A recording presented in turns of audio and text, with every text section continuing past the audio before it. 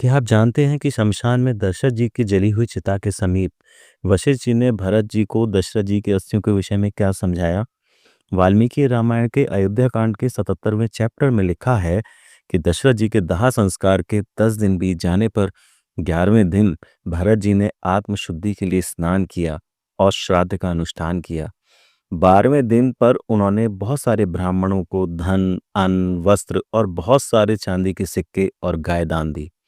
13वें दिन प्रातःकाल भरत जी पिताजी की अस्थियों को एकत्र करने के लिए शमशान घाट में चिता के स्थान पर पहुंचे। पिता की चिता का स्थान राख से भरा हुआ था और ज्यादा आग लगने के कारण कुछ लाल सा दिखाई देता था। वहां पिता की जली हुई हड्डियां बिखरी हुई थीं। पिता के शरीर के उस निर्वाण स्थल को देखकर भरत जी बहुत ज्यादा रोने लगे और शोक में डूब गए।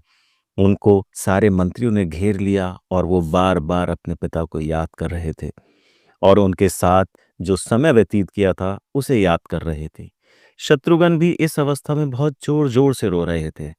भरत जी ने कहा कि पिता स्वर्गवासी हो गए हैं, श्री राम वन में चले गए हैं, अब मुझ में जीवन की कोई शक्ति नहीं बची है।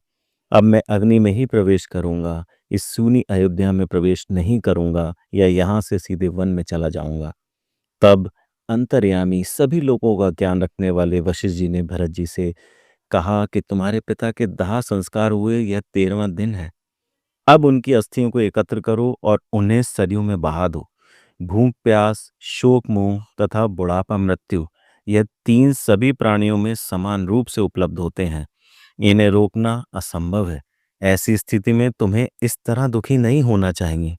वशिष्ठ जी के समझाने पर भरत जी ने शेष सभी क्रियाओं को पूरा किया और अयोध्या वापस पहुंचे।